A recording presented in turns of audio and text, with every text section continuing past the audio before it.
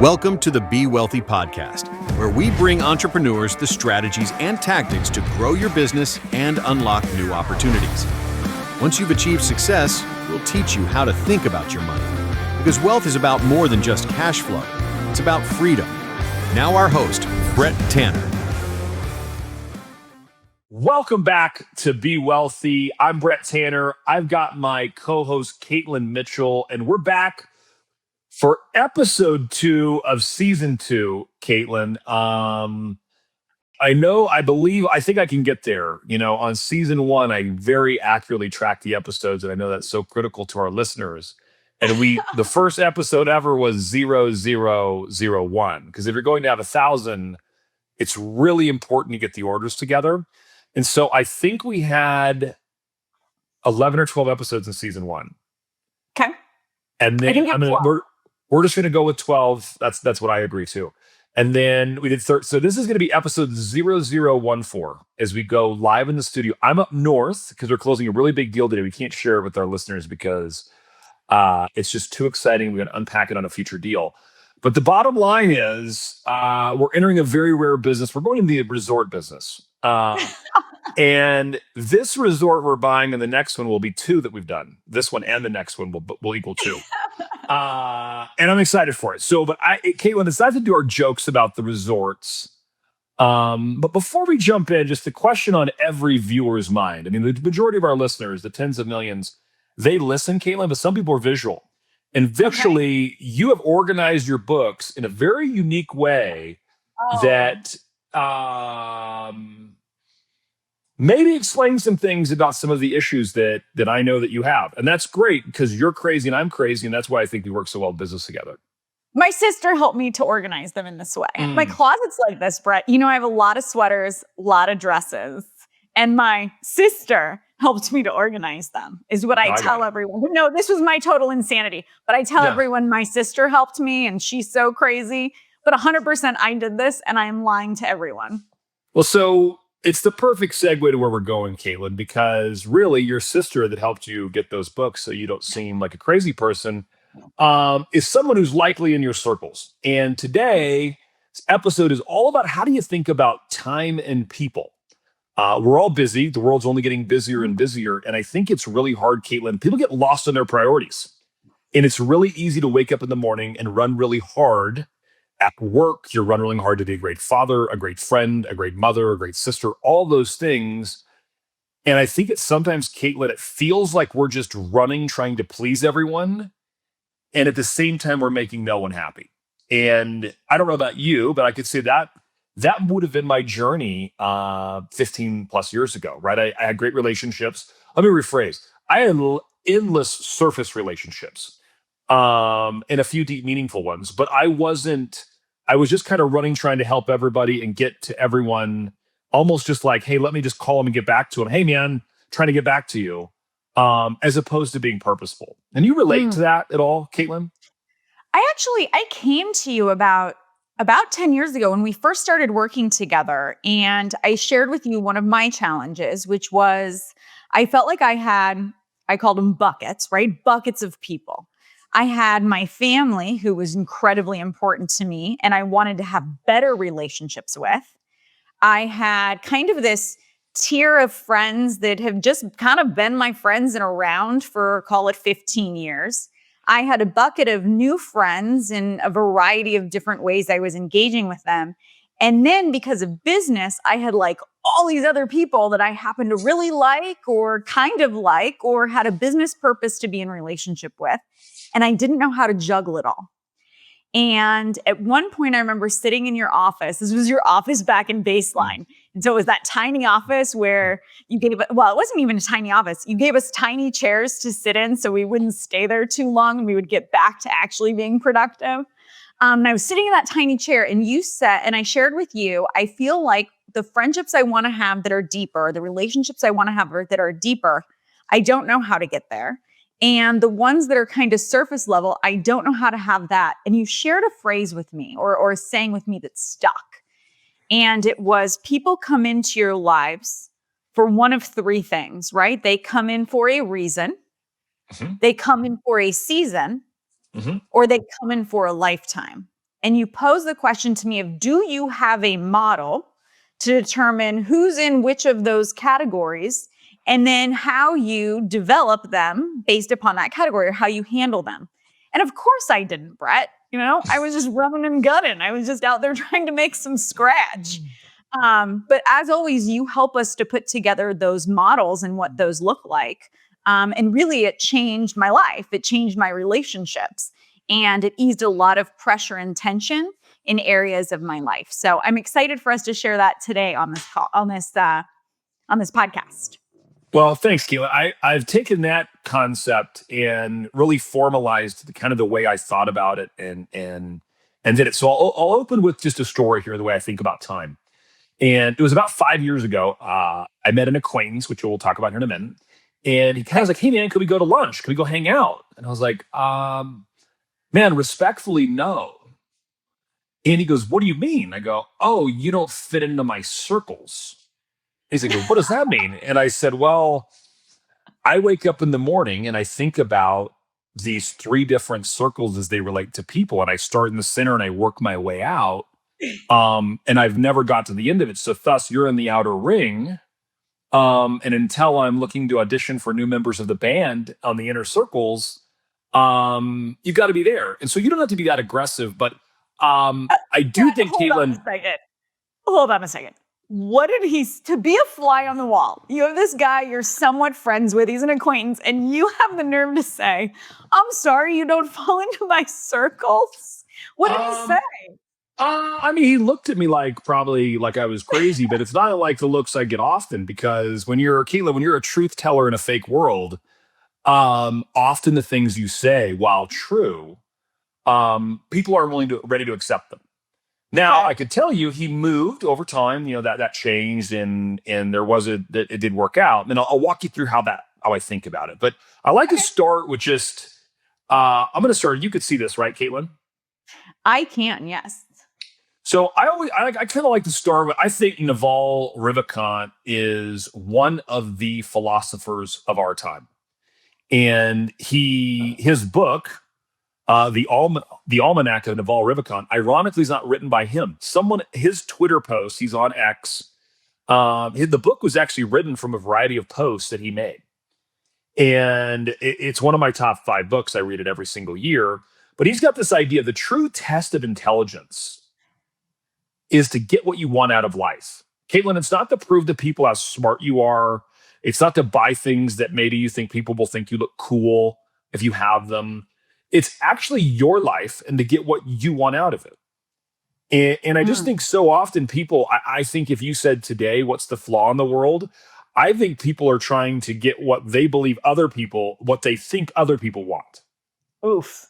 Like, people are living their lives like, I'm going to do these things because that's what society told me is cool. Or that's what I believe, that's what they think I would want. It's like, well, what game am I playing now? Now I'm playing the game of guessing what they think I should be. Well, I got to figure out who I want to be. And I think the best way to think about that, Katelyn, is through your relationships. And so we're going to walk you through the time and proximity framework. And so I would encourage everyone, whether you're listening or writing, or if you're listening or you're watching this, do this exercise when you're done. And so, Katelyn, before we jump in, we got ground rules. There's always rules to my exercises. And as I built this exercise before I first taught it, I actually walked my wife through it. So I told my wife, I was like, "Sit down, honey, and I'm going to walk you through the circle exercise."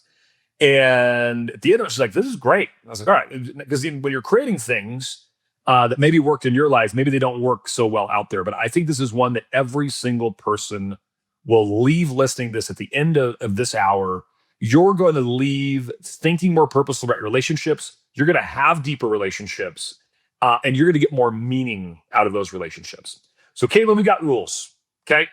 What are they? Number one, my favorite author at this time is Morgan Housel. He's written 3 transformative books, in my opinion.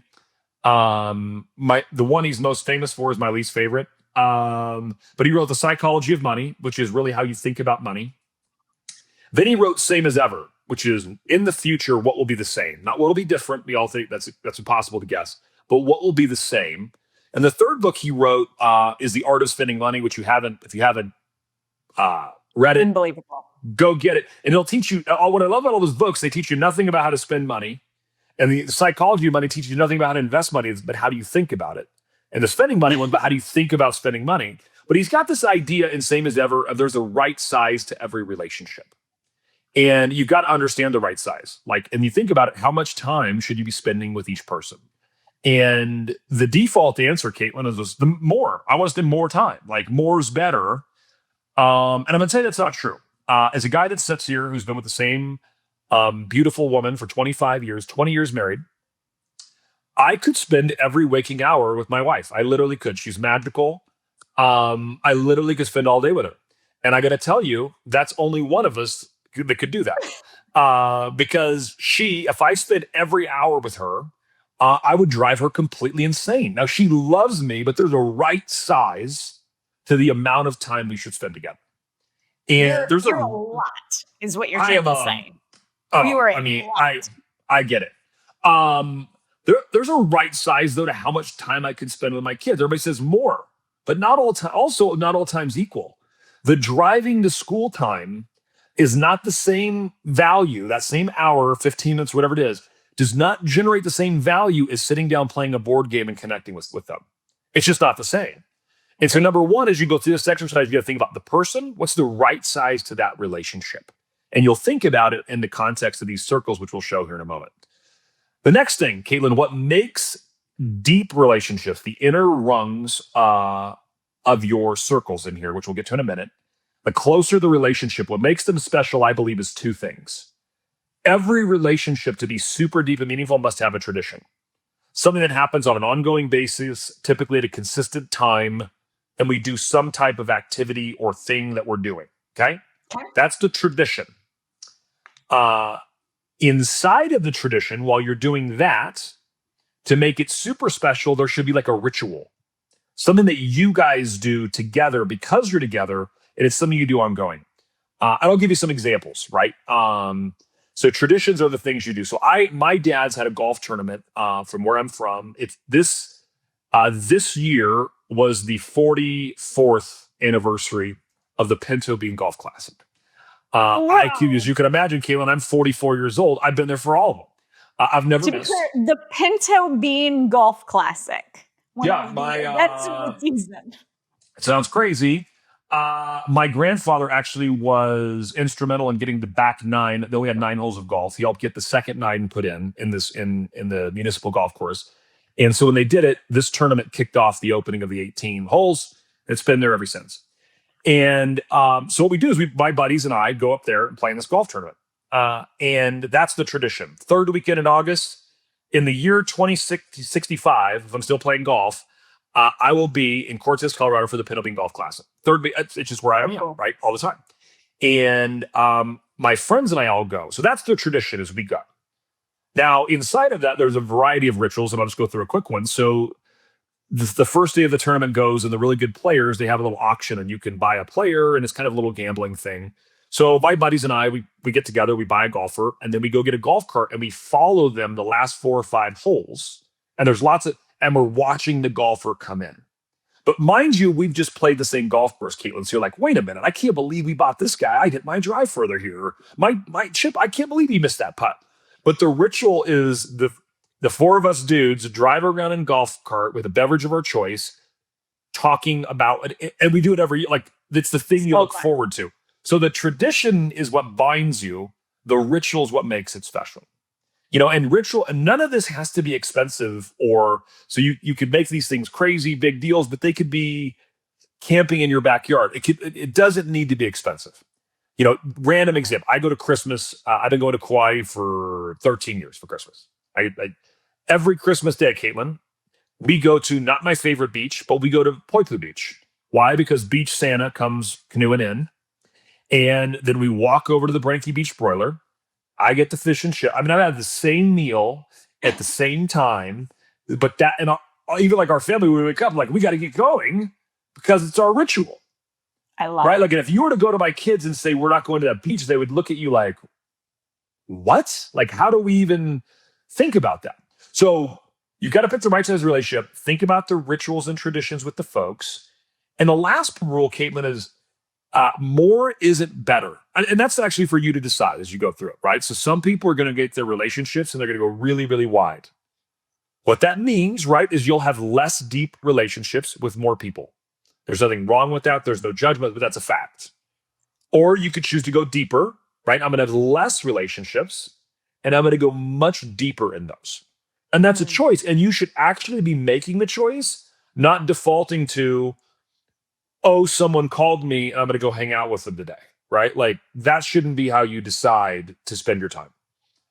Anything else you want to share, Katelyn, before we jump in? And I do have a story, a testimonial, if you will. No, let's jump into your testimonial. That sounds awesome. So one of my private coaching clients, I got a text this morning, she'll remain nameless, said, I can't believe what an impact the circle exercises are having. I didn't realize I was getting random texts for coffee and lunch dates with people I didn't even know. So she was just like, they're an acquaintance or a loose affiliation, like, hey, want to go grab some lunch? And she's like, sure. Which is a lot. I mean, that's her being an entire person. In our industry all the time. All the time. And she's like, I just realized, like, I want to spend more time with the people that are deeper in my circles than people that I don't even know who they are. Right. And so someone's watching this right now. They're like, Brett, how does that work? How do you ever get new friends? Well, we'll get there. We'll get there. All right, Katelyn. So let's jump in. Circle one. Very simple. You need to do no work. That's you. You're the center you're in the inner circle. Everything revolves around you. Everything revolves around your priorities, what you value, and your life's direction. If you want to see your value, if you want to see what you value, number one, just look how you spend your time. Another, if you live and die by your calendar, go look at your calendar. It'll show you what you value.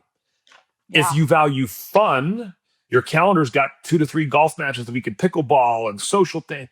That would show you value fun more, right? Or if it's all blocked out in the end with just work and grinding, it just shows you value your career or money more. And there's no judgment on your value, but it does reflect your values.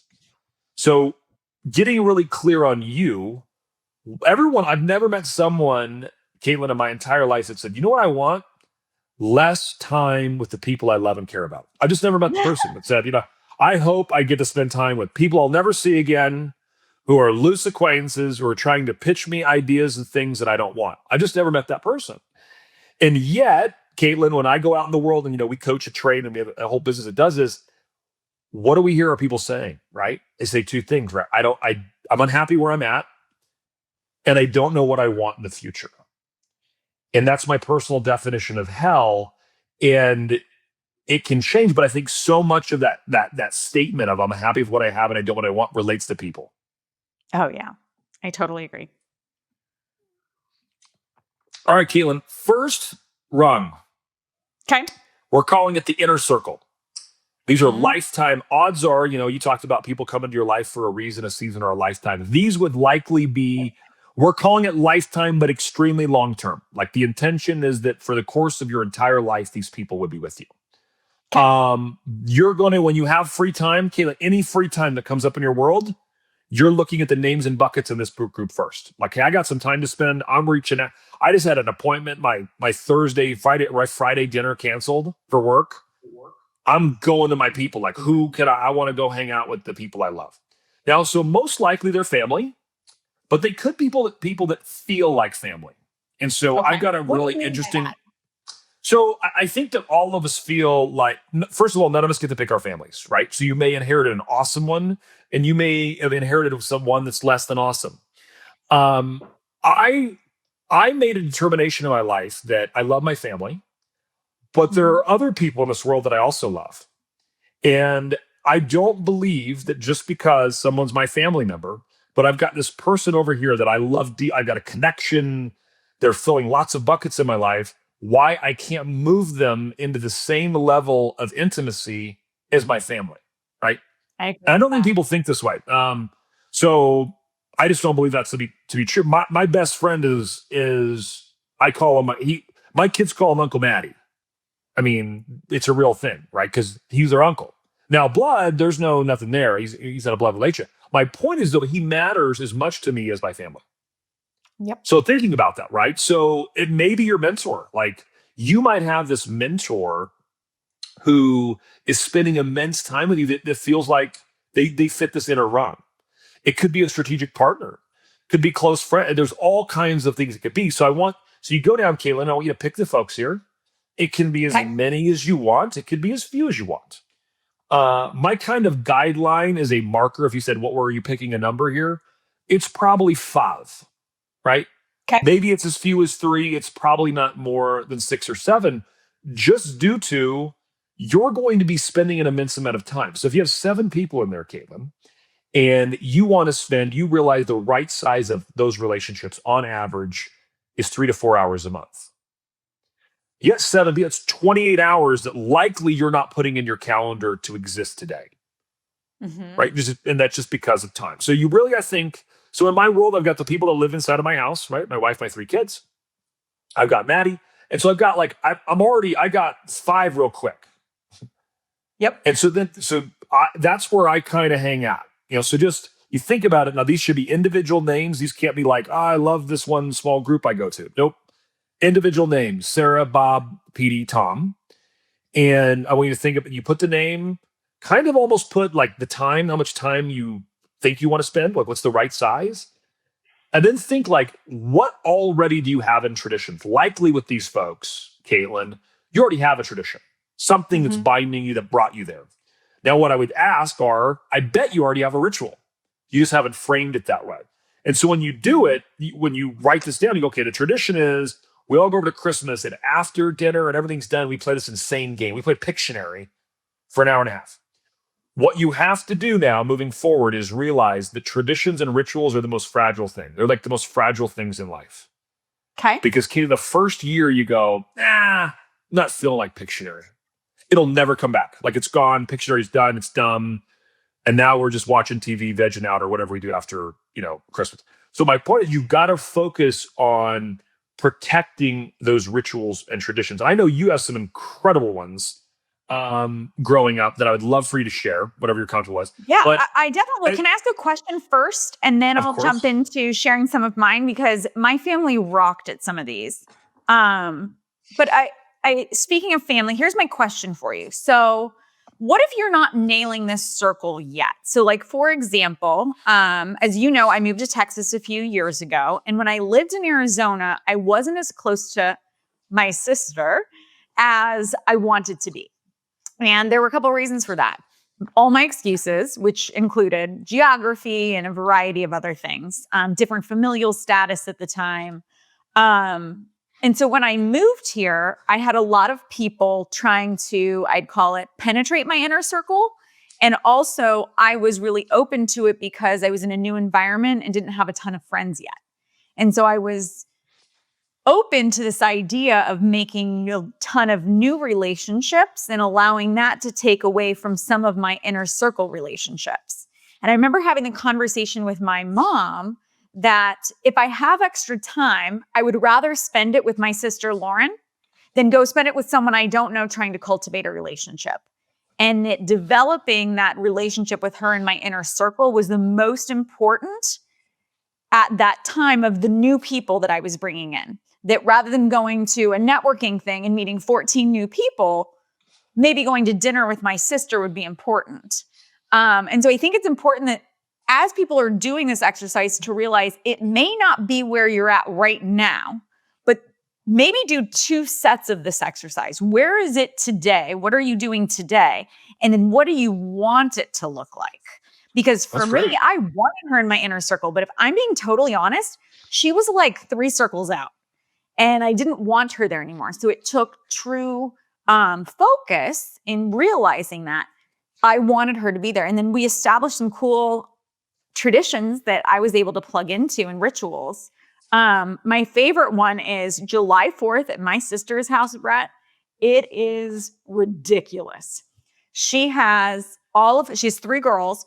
All her girls invite all of their friends and all of their friends' families. They all go over to my sister's house, and she lives on I think it's like 5 acres. They have a pickleball court. They do pickleball tournaments, which I lost both toenails. I know that's disgusting, but I lost both toenails last July 4th because I played until about 1 a.m, just 6 hours straight to beat these kids.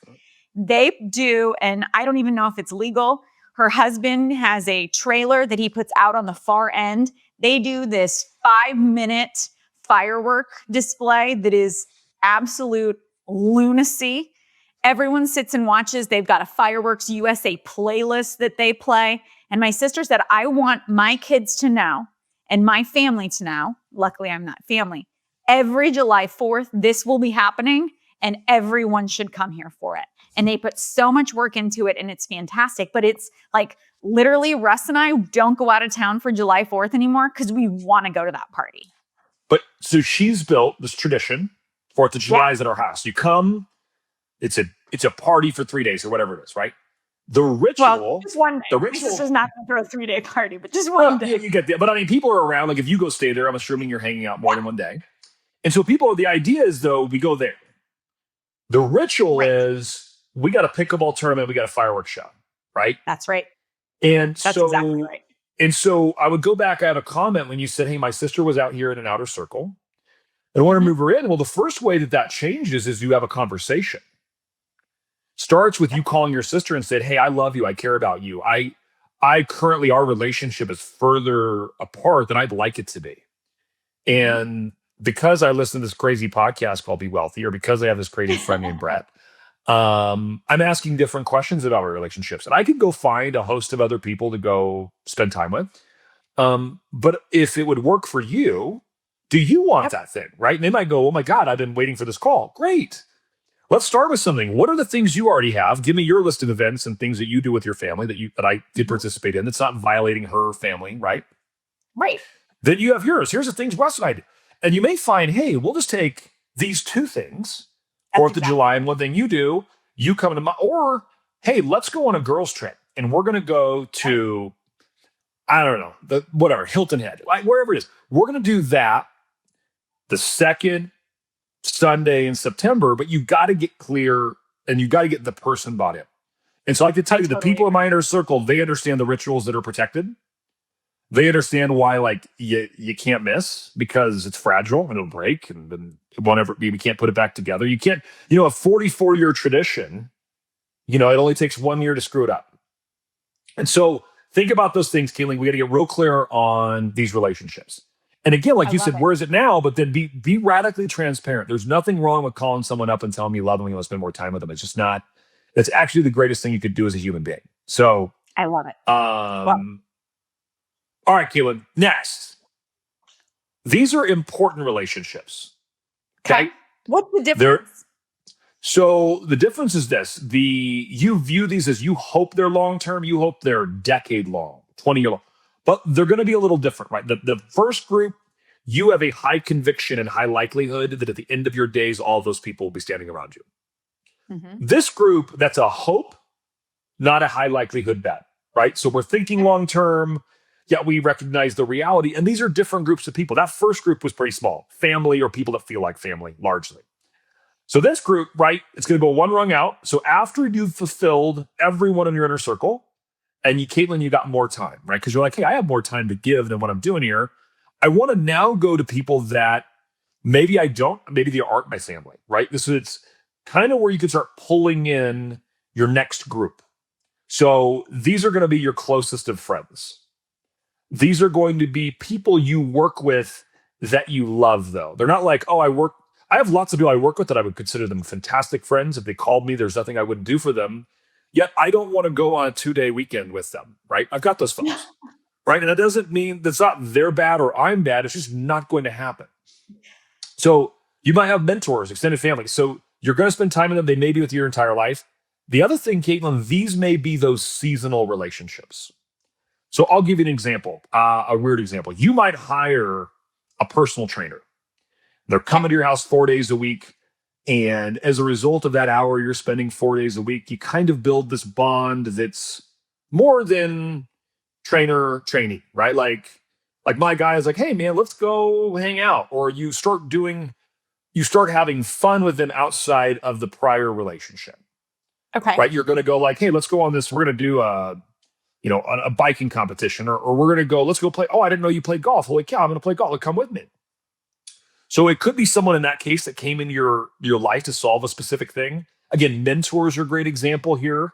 But this is also like your friends that don't feel like family, but you're really close. It's where you're gonna fill them in here.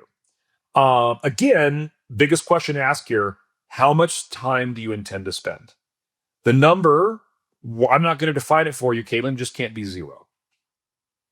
And then you've got to ask yourself, like the next question: can I really maintain 25 people here?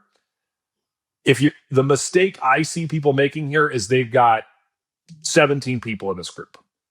And your calendar would need to be very open for you to maintain that many deep relationships at this level.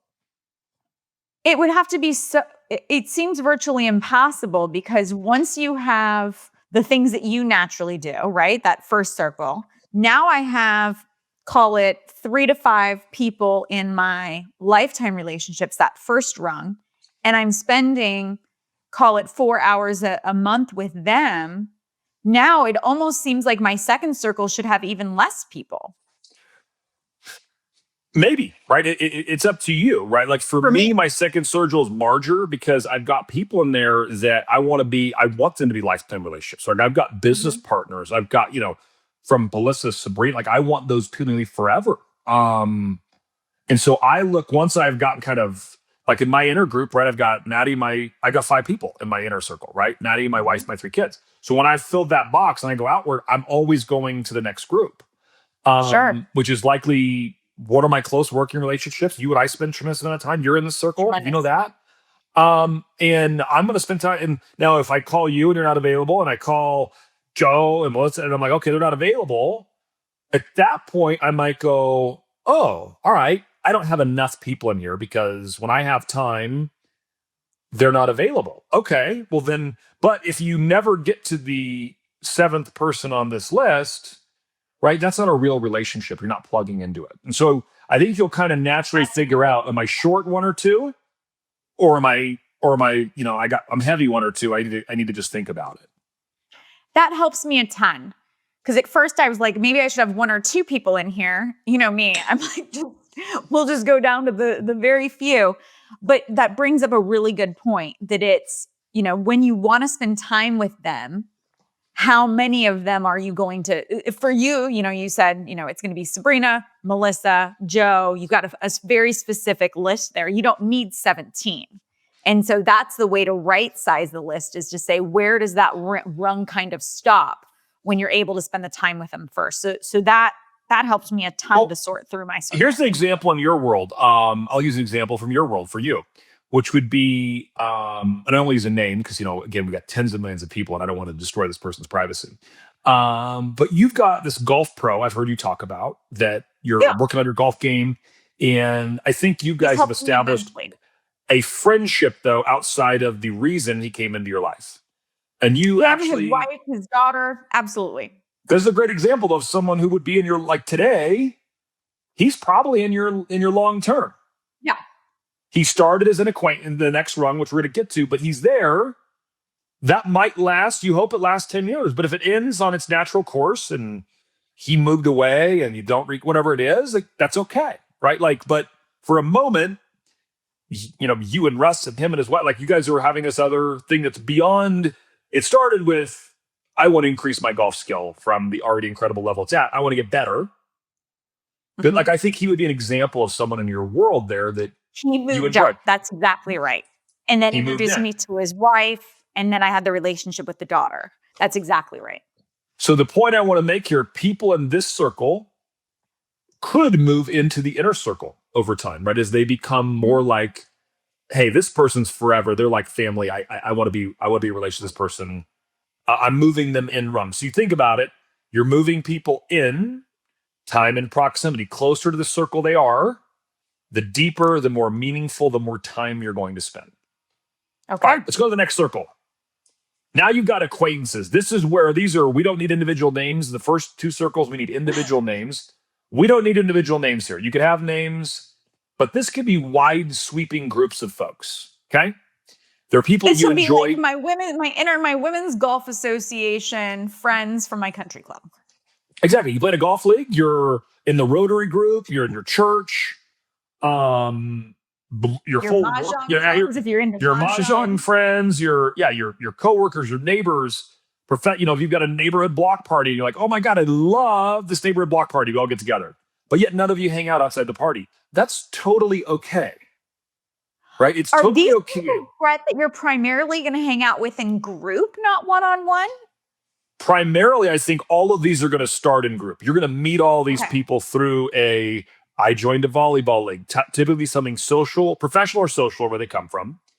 And you're going to have all these groups, and they're meaningful. They're things you enjoy. The most important thing is none of these groups should be about, I got to go to this thing on Thursday that sucks. You shouldn't go to anything that sucks. I mean, unless it's for work, we all have to do things we have to do. But like socially, like it should be things you enjoy, you're getting enjoyment, and there's an actual, I look forward to seeing, I really look forward to this thing I do. I'm in a bowling league right now, Katelyn, and I'm not going to throw it in your face. And we're in dead last this season. It's me, my two boys, and Maddie, my best friend. And I was like, I wanted more time with them. And Sure. I like to bowl. Like, I'm a bowler that will bowl once every 1 to 3 years. Okay, that's my current ratio of bowling. And I was like, guys, how fun would it be if we just showed up every Monday and bowled at a league, and there's like an organized thing, and we're trying to win, but we know we're not going to. But we know we won't. And we're the only guy. We show up the first week, Katelyn. We're getting the alley balls. We've got alley shoes. We're the only people with that. I'm also the only people with kids.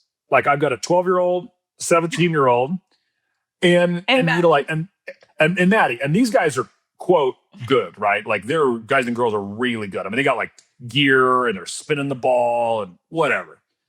So all the bracelets and everything. I don't know. Ironically, like, Jagger's like, are we going to get embarrassed? I was like, for what? Being awesome? No, we're not going to get embarrassed. I came out the first week. I beat everyone we were playing against. I was like, I don't even know what I'm doing. I just throw the ball hard. My point is, so last week, last place team beat first. We're still in dead last. But I'm not doing it. Yeah, I want to win. But my kid came in and goes, Dad, I had so much fun in our bowling league. But it's like some of those people in the bowling league are really cool, right? So think of your acquaintances as like the farm club of how you might think about moving people in one rung if they were really, really cool. So your next meaningful relationship, rather than grabbing strangers that are external that you have no common ground with, like, oh, hey, you wear glasses, I wear glasses, let's go hang out. Probably someone in there is already asked, and they might be like, hey, let's go hang out. Or let's start that process of building a relationship to where you might move them in a run. A good example of this, which is interesting, would be, and I just thought of it, and you've actually met these people. I went to go play in a golf tournament just outside of Atlanta, got randomly paired up with 2 other girls. Both girls were awesome. Their husbands were caddying for them. Russ was caddying for me. Their husbands were awesome. But we really hit it off with this one couple that was actually based out of Phoenix. And I got along with her fantastic, and then got to realize that I came to realize that her husband was absolutely awesome and was actually in our industry in a really cool asset niche that was totally different than ours that we could really learn from. And we developed a friendship with him, Brett, you and I did, and he came and spoke at our mastermind event, educated our group on that asset class. And then we became good friends with them. I ended up going to their couples club championship up in Idaho, and they're now coming and meeting us in Palm Springs for the next series of that national golf tournament. And she moved from this circle of acquaintances of just somebody you're playing golf with that has a same or similar handicap to now they've become one of our really good couple friends that we're able to do these things with. And we did some cool business opportunities with them. So you took them, you met them here and the exactly how this worked. And you've moved them in one rung, right? They're there for hopefully long term, but they're there for a season, right? We don't know how long the season's going to last.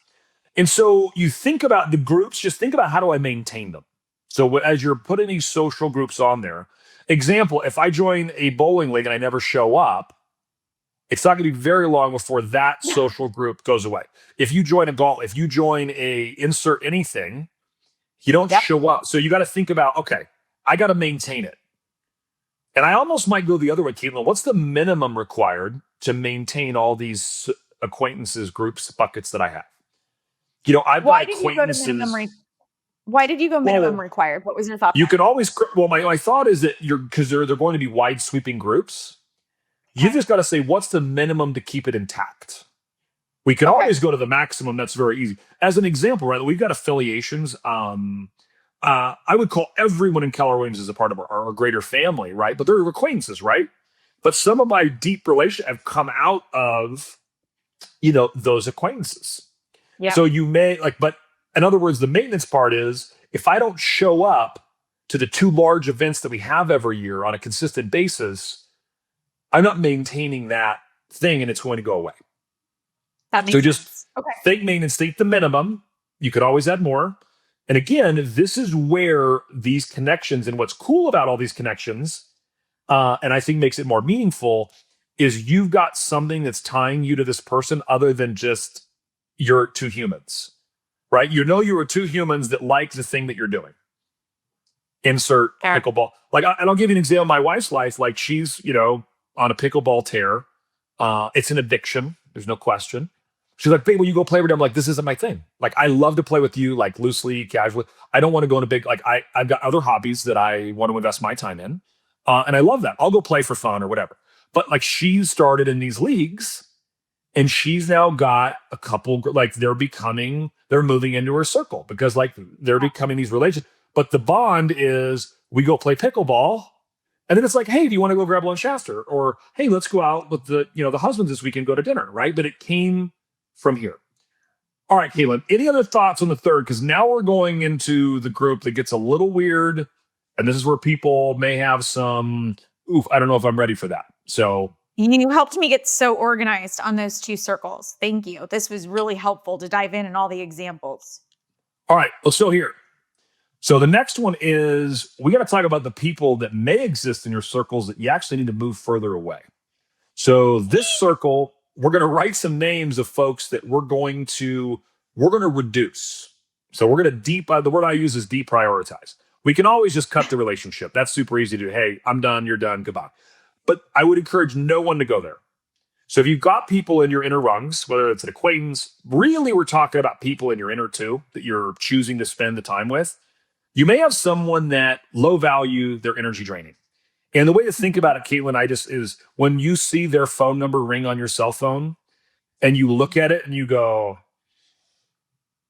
oof, and you don't answer and you send it to voicemail, that person needs to move from wherever they are to here. By the way, you're not deprioritizing for life. It's not like a sentence that you have to be here for 10 years. You're saying, hey, for a beat, for a moment, whether that's a day, a week, a month, 6 months, I'm going to deprioritize this person. And you're doing that to allow for the time for you to pour into the other areas, correct? First of all, energy draining people don't improve your life. They don't. Okay. Negative people don't improve your life. So some of this comes from a result of establishing better boundaries. Like you go to that person, hey, this thing you do makes me feel uncomfortable, makes me feel like this. I don't enjoy it. I don't appreciate it. Maybe you weren't aware of that. And so that person, that would always start there. Like, hey, you're doing this thing, Katelyn, that's driving me crazy. And I want to give you 3 specific examples.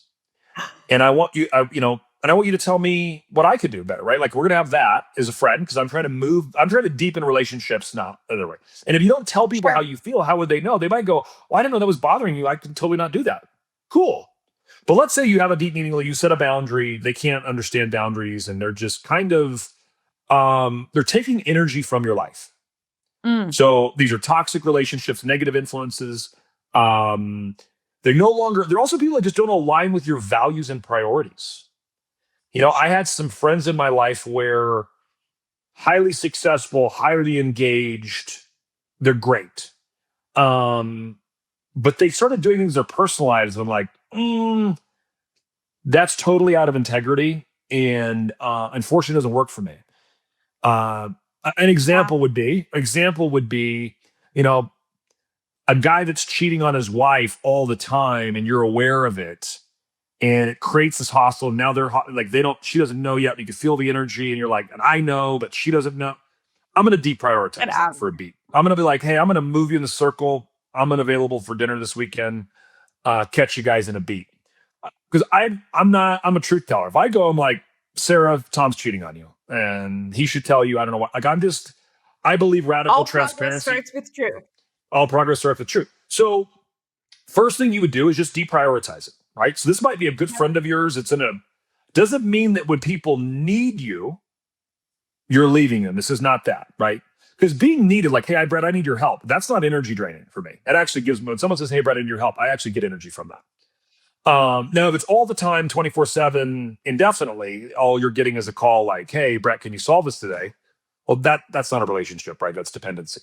So think about those folks and then think about, all right, I'm moving them out there and then we're going to let them sit there for a minute. And ultimately, and maybe I have to cut the relationship and block the tie. But in order to have the time that you want for the deep, meaningful relationships, you've got to get rid of the things that are taking the energy and consuming time that aren't as meaningful in this moment. And this is the hard one, right? It's the hard one. By the way, putting them out there and deprioritizing doesn't end the relationship. You should also have whatever level of transparency and conversation in that. Like, hey, Katelyn, like early on, I made this decision. Again, I'm very odd. And by the way, I would say about being odd. If you want to get an average result, just go do what everyone else is doing. Go watch whatever society's doing today, running around, staring at their phones, just lost on living someone else's life. That's not going to lead you where you want to go, right? I don't find following the masses leads you to great outcomes. And so it was like, I think it was like 19 or 20 in college. And I had this, and I think I've told it, maybe it was on the podcast or maybe it was just you, that I had this like transformational moment in my life in college. So I'm at a party, I'm 21 years old. And maybe I was 19, whatever the age is irrelevant. And I show up, 1921, there's a 27-year-old at the party. And I was like, hey, bud, what are you doing here? He's like, oh, I'm about to graduate. And I was like, oh, congratulations. Like a doctor or attorney or MBA. Like, what do you got? And he's like, oh, no, about to knock down that first degree. And I was like, how long you been here? Oh, I came here. And I was like, holy shit. This guy's got 8 years and is nowhere. And I looked at that. I went, man, could that happen to me?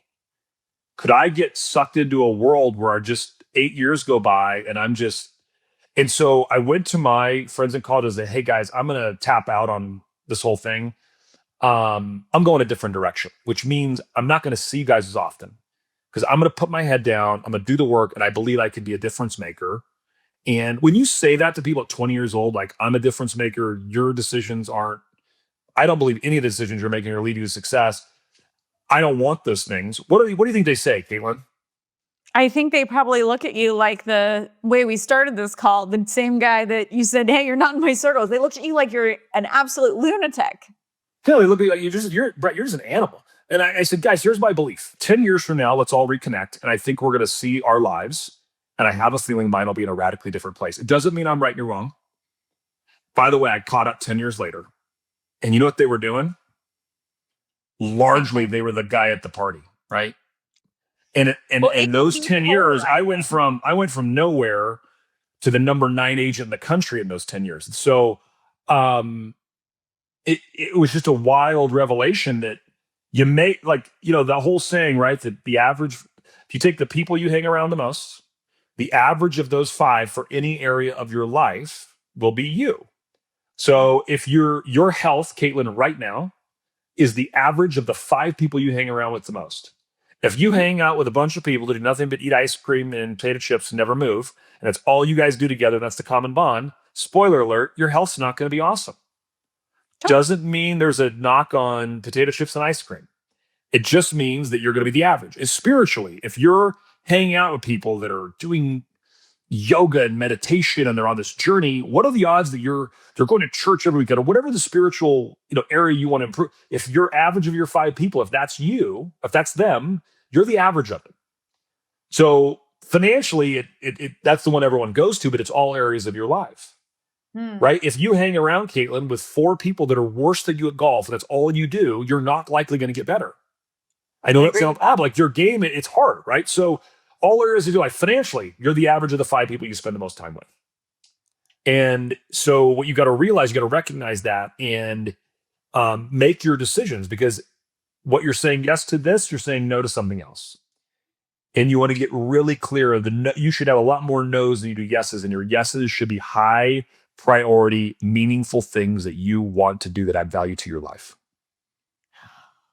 So this model makes tons of sense. And your girl loves a black and white situation, which this provides you some gradiency, but really it's pretty easy from a decision metric to now go, I have spare time, who do I want to spend it with? Or I'm looking at my next month or my next 12 months and saying, how do I prioritize and put in the right vacation time, all these right pieces in order to achieve what I want to for my relationships. So I love that. My question for you is, a lot of these, you said someone may be able to move from fourth circle back in or back out. How often should we be looking at this and evaluating it? That's a really good question. I don't think it's that often, like you should be trading, people all the time, but maybe. Trading horses? And I think you always have to give a ranges based on the speed of people's lives and how things are changing. I think age matters, right? I also would tell you that if you were to take this, I'm going to answer your question in a minute. If you were to take this into this exercise as a 20-year-old, and if you do it as a 44-year-old, I think what you're going to find is there's a lot less people in the circles as you get older. Yeah. Because I think when you're 20, you're like, oh my God, I want to love everyone. And I'll use a great example. You take the average wedding size of someone who's 20. I got married at 25 years old, and I had 150 people at my wedding, Katelyn. And how many of those people, because my wife wanted to, how many of those people of the 150 do I have a deep, meaningful relationship with? Not many. There's some, no doubt. Like 8. It's probably 8. You're right. And so, like, if I were to go and go, all right, if I was going to get married today, I'd only have the 8 people, right? Yeah. So that's the difference of time and perspective, right? That changes that. So I think the answer to your question is, I think you should be asking these questions all the time in real time about, does this person give or take energy, right? Yeah. Do you leave the call energized? Do you leave the call feeling like get hit by a truck? And I would say probably every 6 months, but really once a year would be as a part of my annual reflection, I actually write down the names. I go, all right, in my inner circle, it's this. How much time? How can I deepen what's the ritual? What's the tradition? Who do I got in the inner circle? How much time? What's the ritual? What's the tradition? Okay. Socially, what groups do I want to re-engineer? Do I want to keep that going? I'm that's losing its steam. I'm not, so I'm going to push that out. And then the energy draining for me, that's probably the one I do more often, right? If someone in my world starts just sucking my soul out of my body, I just am out. Well, I'm just out. I'm not doing it. Life's too short. Life's too short to spend time with energy draining people. It's just too short. I agree. And so Katelyn, we've finished the circles. Okay. Yet we got 2 more things I want to talk about. So let's go. The next area, and this comes from none other than the genius of my good friend, mentor, coach, and just all-out advisor, Gary Keller. And he's got this idea around really the relationships in your life. I'm only going to talk about a couple that I want people to think about as they think about their circles. Number 1, you need mentors and role models. And there's 6 major areas of your life. You've got your financial, your business, your career, your personal, your physical, your spiritual. You should have a mentor in each of these areas. Now, this is where it gets a little weird. Katelyn, you could have a mentor in an area of your life that's no longer living. And when you say, well, what do you mean by that? Yeah, Brent, how am I going to go spend time with one of my mentors who's no longer living? I never got to meet him, and I was trying to get to one of his events. It was Jim Rohn. Had a huge impact in my life. I still spend time with Jim quite a bit. And I spend it through reading his materials, listening to his audio books, and going and really looking at, okay, he lived this life and had this thought process on what makes a really rich life. Right? That's kind of there's a mentor there, right? And that can fill a couple buckets. I mean, some of his stuff's a little, what I'm going to call spiritual, right? The seed, the sunshine, the soil, and the rain. I could get into it. One of our good friends thinks I have the greatest Jim Rohn impression of all time. You have an incredible Jim Rohn impression. Thank you. We're not going to do that's a teaser because we're probably going to do in a future episode my favorite, most impactful Jim Rohn training of all time, Katelyn, which you know what it is. And I think you should do a whole episode on that. But so as you think about your circles, in each of these areas, go back for financial, who's your mentor and role model financially? Right? This person should be not where you are, it's where you aspire to be. They're kind of lighting the path. In business, when you think about running a large company just they inspire you from a business perspective, who's that person? Now, again, these might be people that you're engaging with, but I'd go back in your circles and your mentors and role models need to be somewhere in there. Okay. And I think the closer they are, the greater the impact, and you get to decide that. But you got to go back and you got to have those. I really like that they're divided by, I'm going to call it category of your life. The person who may have the best health and fitness may not be your spiritual person. And your spiritual mentor may not be your business mentor. And so this really allows you to curate the life by design that you're looking for. I really like it. And now you may, right? I wouldn't say if you've got one mentor that's hitting every single box on here, I don't think you're working hard enough. But Katelyn, you could have a mentor that fits two of them or, a couple boxes together. And what I would say, more impressive to me though, right? Like, let's say your financial mentor might be just a wizard and has all the money in the world. But let's just say they're a complete piece of garbage in their personal life and their wife can't stand them and their kids have no relationship. And they traded everything in their life for money. And Katelyn, we all know these people. Is that the financial mentor you want? They check the box for success. But see, I don't agree. If you traded everything to do it, I would go, what a joke. I wouldn't. That's not financial success. So to me, while we're going to them for an area, their life, like sometimes you could trade everything to be excel in one area, right? I could never show up to work, disown my family, and go be a monk, in the mountains. That's going to check the spiritual, but to find the guru of all time, I'm going to crush the spiritual box. And if I never get outside and I disown my family and I run my world on the ground and I don't know that that's living a meaningful life, right? So I want the person who's got the spiritual side, but who's also got a deep relationship with meaningful relationship. And you can always tell, right? If their wife and kids don't love them, what are you doing, right? Like, I don't understand. Like, why would you not want to have? You selected this person to go on an indefinite journey, and then yet you put no time into the relate. I don't understand that. Why would you not want to have a deep relationship? So who's your role model? But let's try to get people that hit all the things, not just one area. Okay. All right. Lastly, Gary's got this concept that 5 people in your life determine your wealth. And by the way, wealth is so many things. As we talk about this podcast, money. Like, this is a podcast, Katelyn. Literally, we help entrepreneurs try to think a little bit different than their business. We'll have some scaling ideas. But we really spend our time teaching about their wealth. And wealth is your relationships, it's experiences with people you love. And sure, it's money and it's other things. It's legacy, it's impact, it's charity, it's all those things. But it's the freedom to do all those things. You notice, like, I think we're, illegal in our episodes. Yeah, there's a lot of stuff about money on here, but here's the thing. If you don't do this stuff, you may never find the money because you're missing the relationships and the joy, and you might just get a really shallow victory that's meaningless. And so 5 people determine your wealth. Katelyn, you're on this call. You are one of my wealth determiners. You're my business partner. You determine wealth for me. Okay? And vice versa. So I'm on your list, right? So I'm in somewhere in your circles. I exist in there. So the point is, do you think about that way? You might have people that determine wealth, but you've got them on a rung too far out. Well, I think that would be unwise. So now go back to your circles. We're the 5 people that determine wealth for you. You're exactly What circle are they in? How much time and what's the way? So now you have to go through, man, I really had this person in my second circle, the inner circle.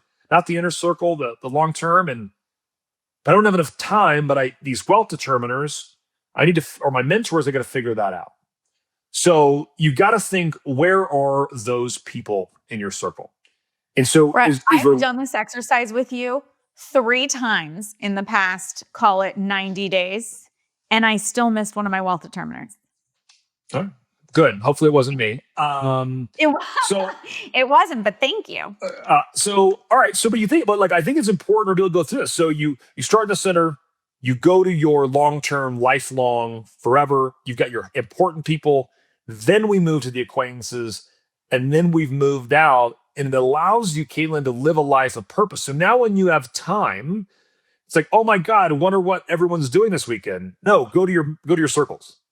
Okay, the people that matter the most, I'm gonna go for first. And then I'm gonna go here, and then I'm gonna work my way outward. And I'll tell you, few things I've done in my life has had more impact than figuring out the people you want to spend more time with and spend the rest of your life with. It's absolutely meaningful. It'll add more meaning to your life. And as we're wrapping up here, Katelyn, as we close this out, episode 0014, Yes. what's going through your head? Oh, well, I have a advantage to our listeners in the fact that I know where you're taking our season of podcasts here. And this is so cool because now, a few episodes from now, you're going to be sharing with them living a year in advance to make sure that you're achieving everything personally and professionally. And when it comes to the person and when it comes to the personal component, going back as you're designing your year to live 12 months out and putting these people into these places to create these traditions, to create these rituals. You've layered the next several episodes that we're going to spend together all on top of each other to ensure that we achieve all of our wealth goals, both professionally, in money, and in relationship and in experiences. So I actually just got super excited because I put that together. So now I feel very confident in my circles, and I'm excited to go and keep growing as we continue together. I love it. Thanks for listening. Please do not leave this podcast without taking action. And there's some great data out there, Katelyn, and the idea is anything you get in motion in the next 48 hours, right? No matter how small, you take some action on something that moves it in motion. The odds of completing it go up to like 90+% just because you got it in motion. So don't leave this podcast without taking action. Our goal is we're doing this. I'm not a professional podcaster. I think that's very evident here. What we are is I'm a student of life. I'm a student of things that worked for me. My goal, we're not selling stuff on here. Our goal is to add value to your life. This mattered to me. It helped. I hope it helped you. Next episode, we're going to go back to money. We're talking about you think about every dollar that comes into your world. Is there a plan? No, this isn't budgeting. Budgeting sucks. Budgeting's largely stupid. No offense, Dave Ramsey. But there's a better way to think about your money. I'm not going to tell you what to do with it, but we're going to talk about it, think about it. And that's our next episode. We'll see you back here next week. With that, go out there, Katelyn, be wealthy, make it happen.